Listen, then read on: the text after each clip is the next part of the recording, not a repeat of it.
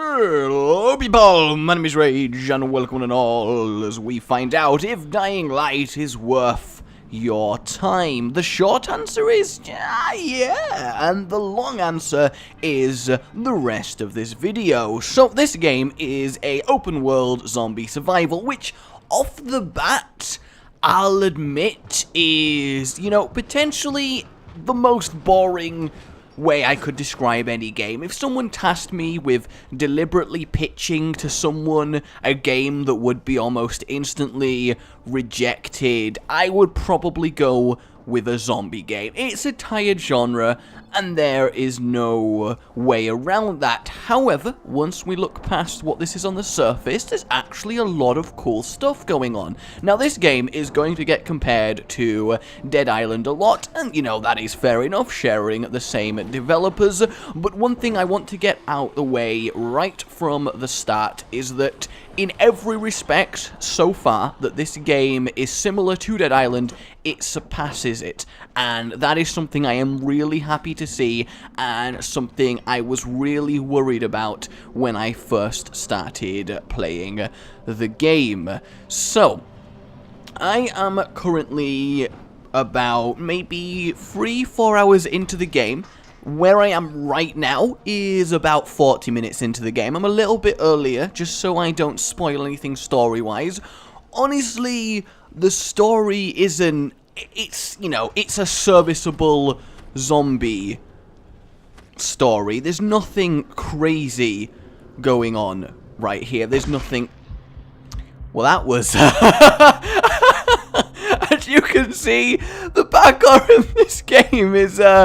It's not completely mindless. That was good start to this so far. Very, very good start. Spectacular attempt at that jump there, I will admit. We'll try that again, but it does immediately give an example of one of the things that really does set this game apart. But yeah, I'm early on in the game trying to... Am I dead? I'm not dead. Okay, I avoided that. In fact, you know what? I may as well talk about it since it is now fully in your face. The main deal with this game, and probably its best feature...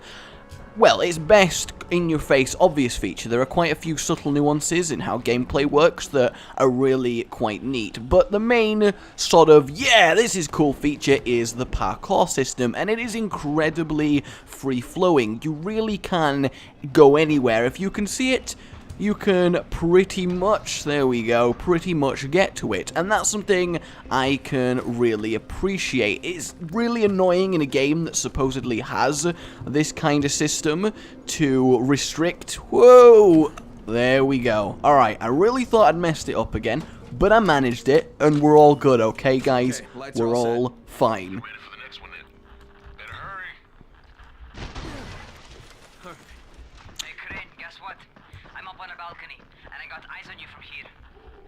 Like you're doing okay for a newbie. Gee, thanks.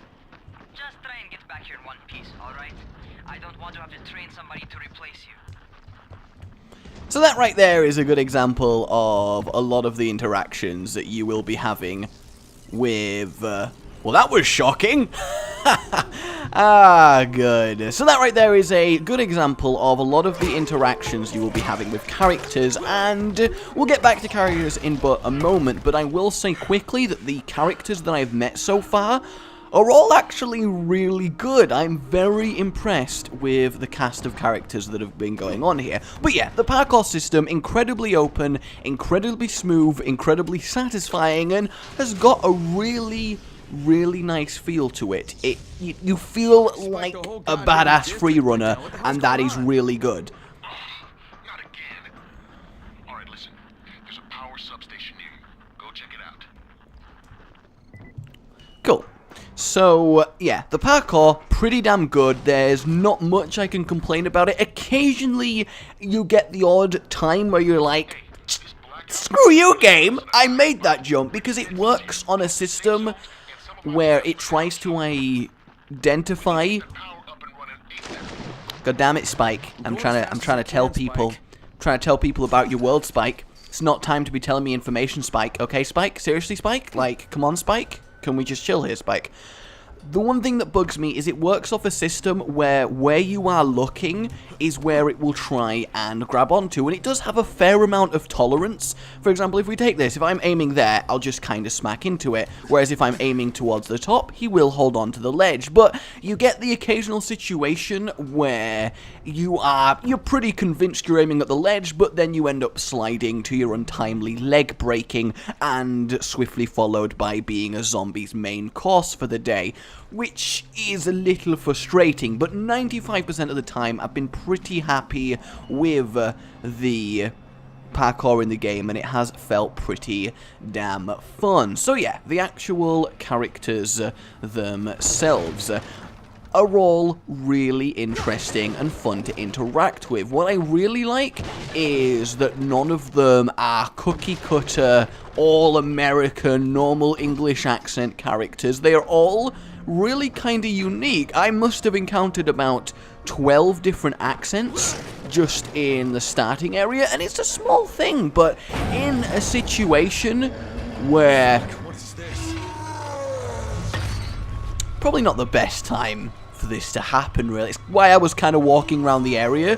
I was hoping to get through this point before this happened, but you know, when are these things ever kind of smooth? And I do want to point out that obviously this is, you know, it's informed based on my opinions and my first experience with the game, but it is, of course, my opinion, and I've by no means completed it or anything like that, so I can't say how things end up and if I'll feel like it was worth it at the end of my playthrough, but this is all based on my first 4 hours or so just bear that in mind. So yeah, this guy is one of the undead who have got a little bit more flavour to them, let's say, i.e. he's holding a massive hammer and he's about 8 feet tall, which, as you can imagine, makes him a little bit more challenging than your average half sort of fleshed out arm missing zombie lady. I mean, hey baby, can I...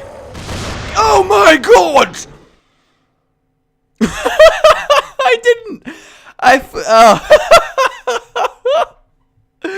Note to self, don't try and flirt with undead corpses in a video while you're trying to be informational, while a giant zombie is trying to hammer your face in next to explosives. All of these things combined lead to a very untimely death.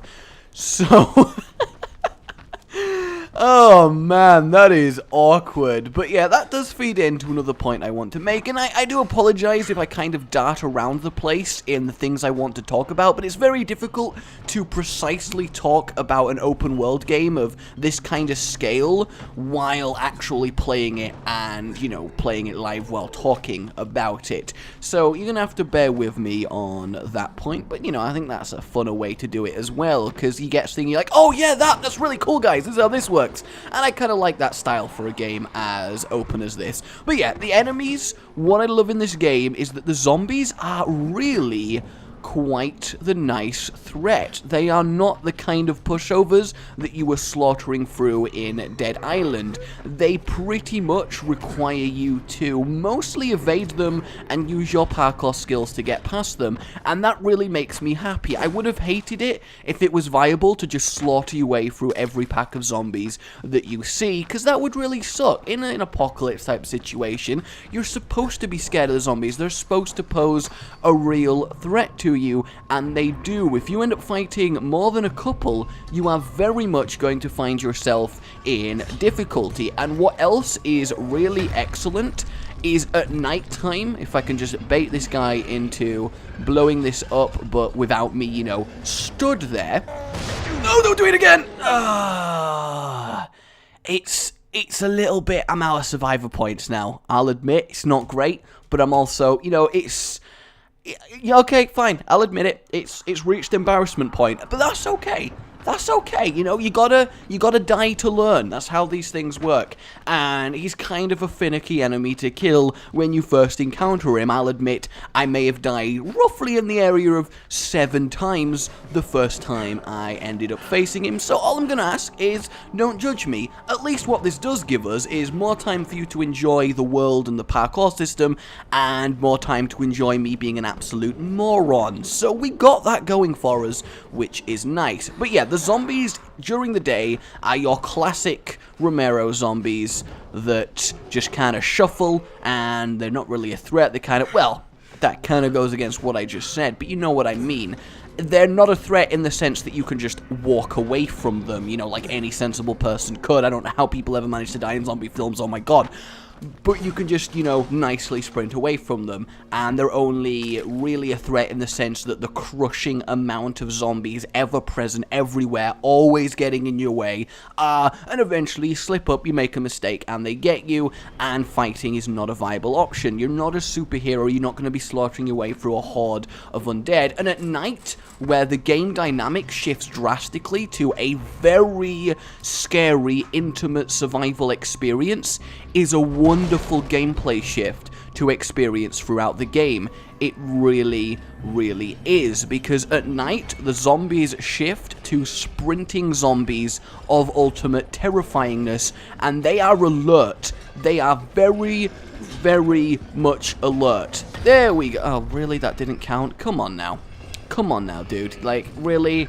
Swear to God, if you kill me again, man, I am going to be so upset. How did that not come on now?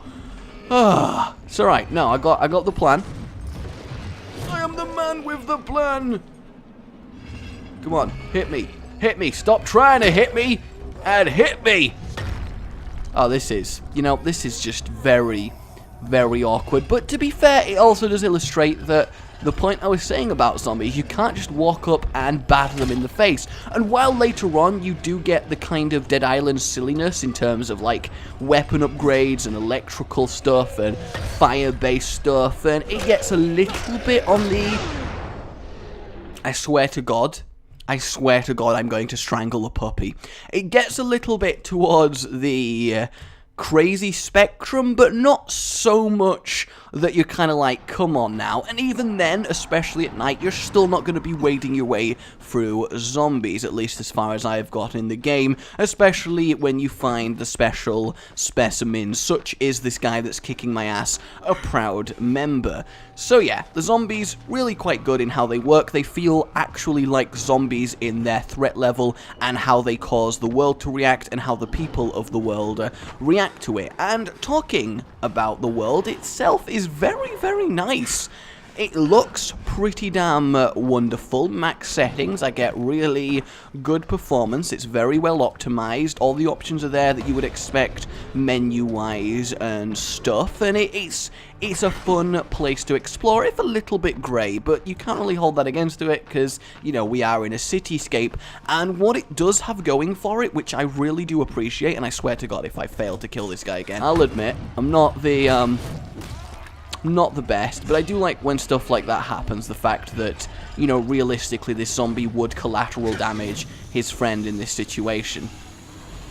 And also, if you do, yeah.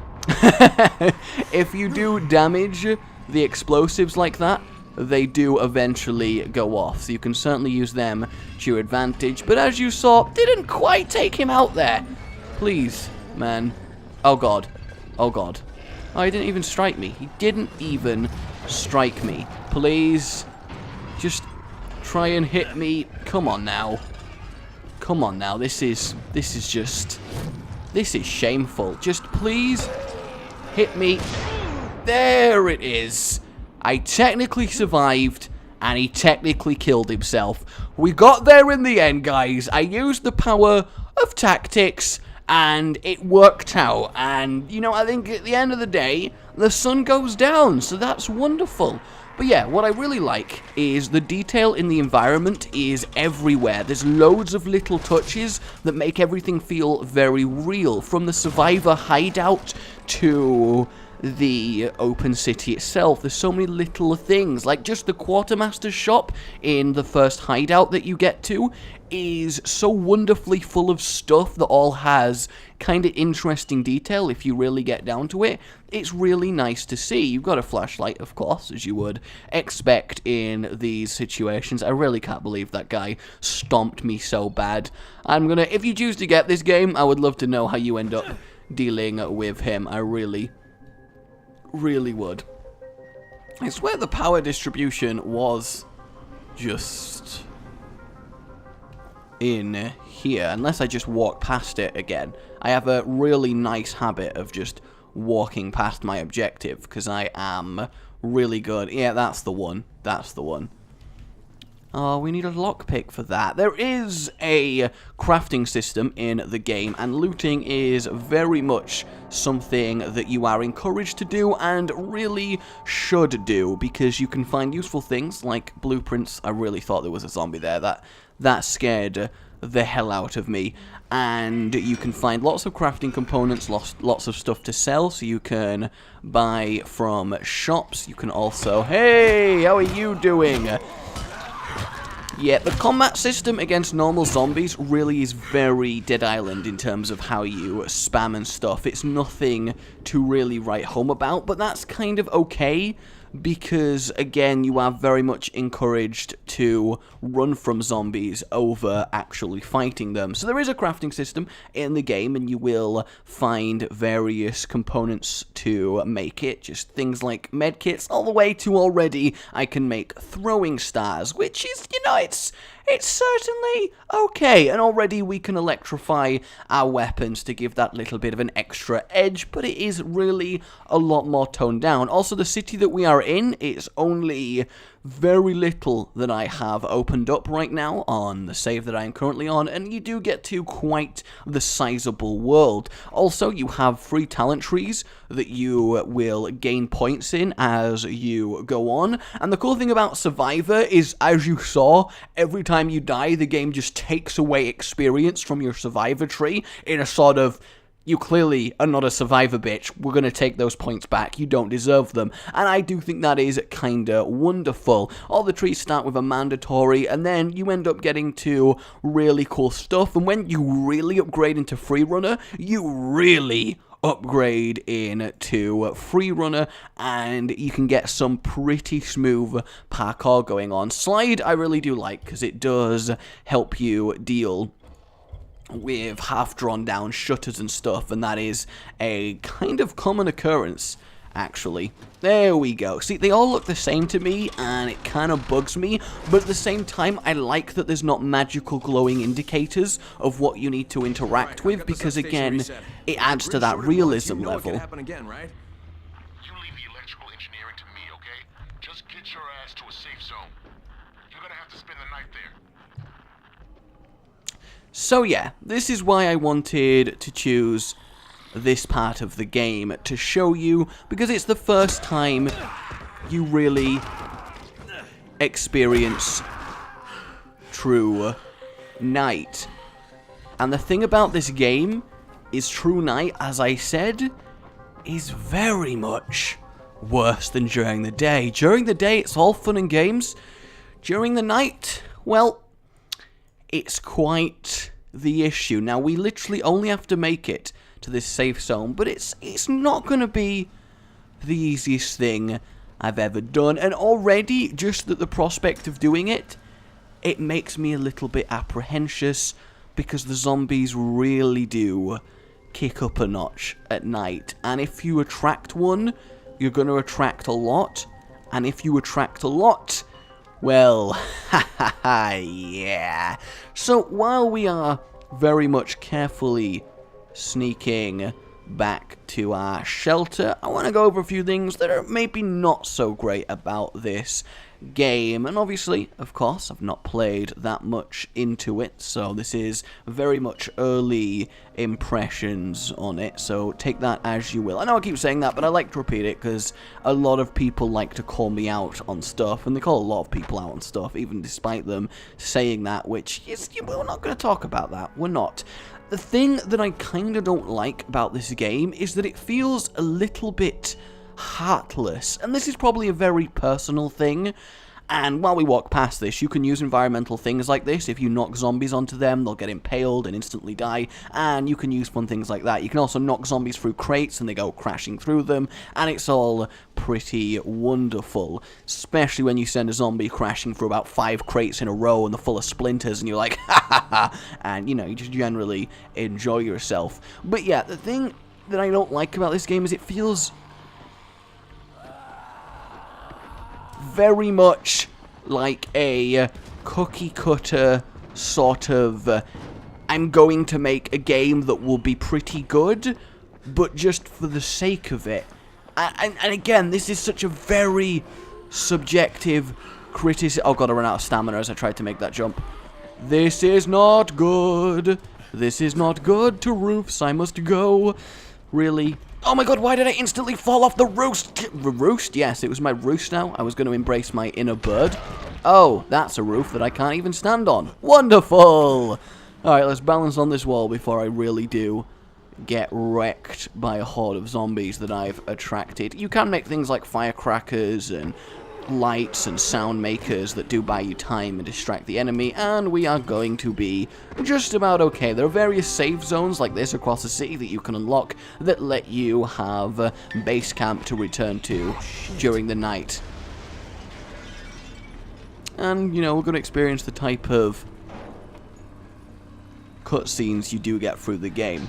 The story is certainly well told. It's nothing crazy. I mean, yeah, it's a hint at a certain type of zombie. I'm not going to ruin anything for you with that one. Weird zombies covered in big green blisters. It hauled ass as soon as it spotted me. You know anything about it? Not enough information, I'm afraid. But if you see another one, do let me know, will you? Yeah, you can actually play as the zombies in this game, and there also is multiplayer components, both of which I'm not going to talk about because I've not played them nearly enough to give you any valuable information on them. Although what I will say is that, unlike Dead Island, I can totally see this game being enjoyable as a purely single-player experience. Whether it will hold up as you go on, whether the awesomeness of the cutscenes, and they really are quite cool. The characters of it, as I've said, are really interesting, and it's nice to see everything unfold, and the gameplay's a lot more down to earth in that you can enjoy it more by yourself. Whether that will hold up 20, 30 hours down the line, I'm not sure, but it does have it going for it that you can very much kind of enjoy this as a single-player game, whereas Dead Island, I feel, really was only truly fun in a multiplayer environment. So I'm not 100% on that one. It could go either way, but what I will say is it's definitely more single-playerable than Dead Island. And then the other thing is that there's no one thing in the game that makes me go, whoa! Like, if someone asked me, why should I play Dying Light? I'd pause before answering. Something bad happened. We need to talk. Okay, give me a sec. So yeah, if someone asked me what is up with, that is when you unlock co-op mode, but again, we're not going to go too much into that. If someone asked me what's up with Dying Light, there's a lot of cool features I could tell them about a game, a lot of positive things, as I have been saying, but there's nothing I would point at and go, that, you need to play this game because that is awesome. For example, the Nemesis system in Shadow of Mordor. That is awesome, and that is why someone needs to play that game. This game doesn't really feel like it has anything like that, and I still feel that's not the best criticism in the world, because obviously, not every game needs to have this crazy, amazing, innovative thing going for it. And there's nothing wrong with the game just being a very solid, fun-to-play zombie game, which this game is. There's nothing inherently kind of about it. There's a few little things here and there that make things a little bit annoying, but for the most part, there really is nothing majorly negative I can tell you about this game. This tower, by the way, is the tower and where the main base of survivors is, and as I'm pretty much through with what I want to kind of tell you, I will give you a little look at this base, because this is where I first felt that, you know, this game's got a lot of thought put into the world, if indeed will let me go back up. I never actually tried to go back to the tower at this stage, so I don't know if I physically am allowed to go up and show you it. I'm hoping so, but I could very well be wrong. If I can jump up here, and I can. So yeah, we got the people with guns, we got people generally milling around, and this is where I first fought it. This shelf just simply with everything that it's full of. There's just a lot of kind of realistic, interesting stuff. This is the quartermaster that you can buy things from, and you have various survivors. You even have children playing hopscotch in the corridors, and you really get the impression that these people have been through hell, and they're now learning to deal with their new lives, and this is what they're living through and everything, and that's a really nice impression to get. I'm not going to go the whole way up, because I do want to go a little bit more outside, but it is very... this guy's a little bit creepy. He really likes deals, like he's really obsessed with his offers. But yeah, there is a lot of life in the game, which is probably my favourite thing about it. It feels a lot more grounded than Dead Island. There's a certain weight of kind of what I'm doing matters to these people, instead of move from objective to objective like heartless